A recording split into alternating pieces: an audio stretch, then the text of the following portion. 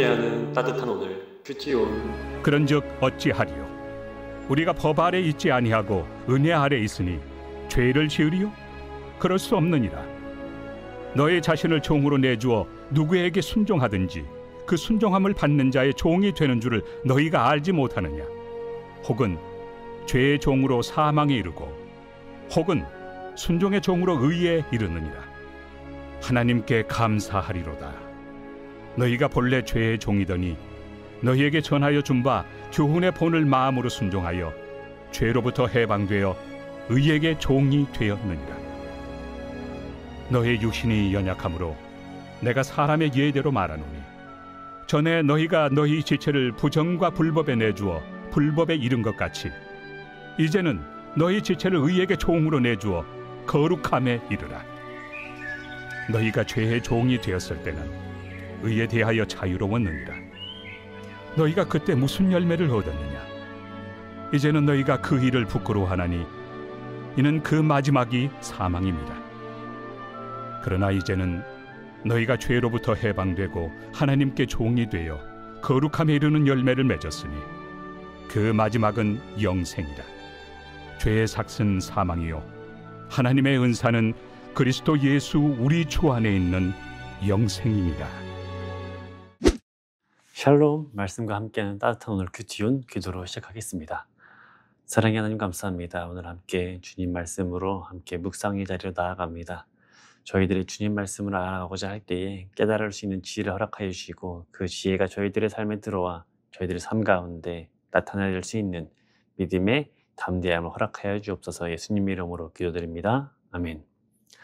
자, 법이란 무엇일까요?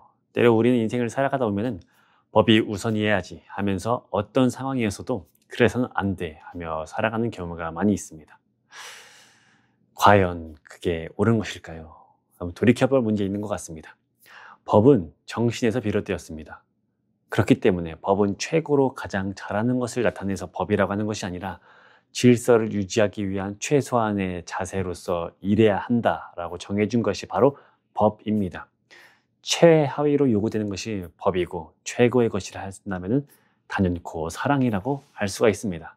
성경을 쭉 돌아본다면 우리는 본래 죄로 인해 죽을 수밖에 없는 사람들입니다. 그 가운데 사랑이 있지 않았다면 우리에게 죄로부터 자유함이란 참으로도 어려운 일이었을 것 같습니다. 그렇기 때문에 성경은 법으로 이렇게 저렇게 하라는 이야기가 아니라 사랑으로서 살아가도록 알려주는 역할을 하는 책이라고 할 수가 있습니다.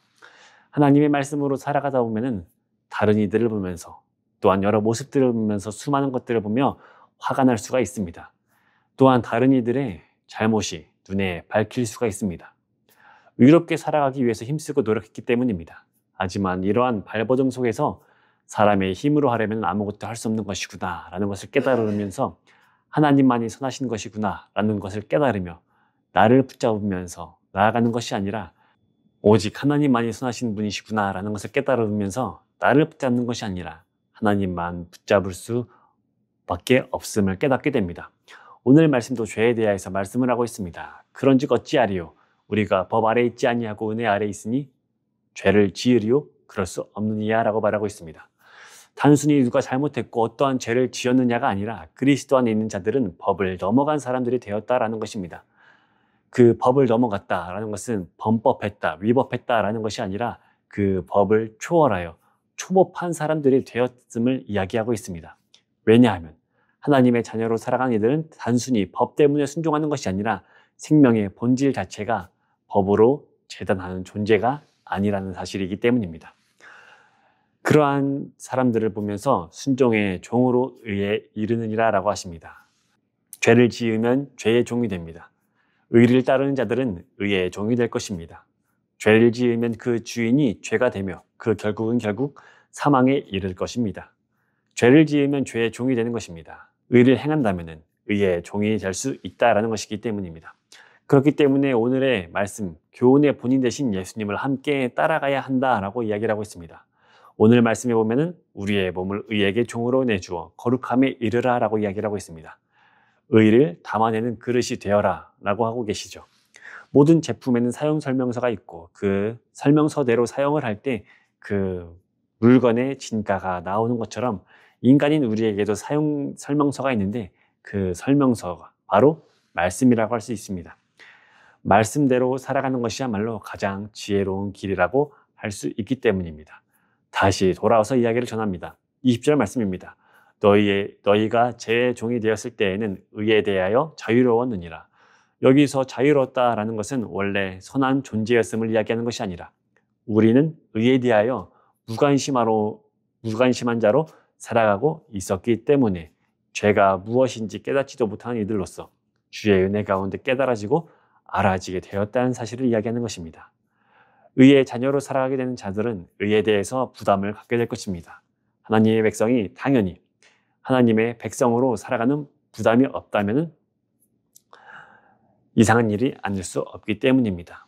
여러분들은 성령의 열매를 맺으시기를 바랍니다. 성령의 열매는 거룩한 열매이고 거룩한 열매는 하나님께서 우리에게 주시는 영생의 선물입니다. 그 생명의 열매를 잘 맺어내는 저와 여러분 귀한 청년들이 되기를 소망합니다. 말씀을 한 번 더 정리해 보도록 하겠습니다. 우리들은 모두 은혜를 입은 자들입니다. 그 은혜를 입은 자들이니 먼저는 교훈의 본이신 예수님의 가르침에 순종하시기를 바랍니다. 그리고 두 번째로 그 교훈의 본을 잘 따라감으로써 우리의 몸을 의에게 종으로 내주어 거룩함에 이르기를 힘쓰기를 소망합니다. 그리고 거룩함에 이르는 열매를 맺으시기를 소망합니다. 이제 우리는 법 아래에서 법으로 살아가는 인생이 아니라 생명으로 살아갈 수 있는 저와 여러분들이 되어야 합니다. 그러한 그리스도의 의를 우리의 몸으로 담아내어 살아가며 거룩한 열매를 맺으며 살아가기를 소망합니다. 묵상 질문입니다. 여러분들은 과연 법 아래에 있나요? 은혜 아래에 있나요? 은혜 아래에 있는 자들은 은혜로 살아가게 될 것이고 법 아래에 있으면 법의 아래에 있는 사람으로서 법에 붙잡힌 사람들이 될 것입니다. 모든 것을 초월해 계신 주님을 함께 찬양합시다. 함께 기도하겠습니다.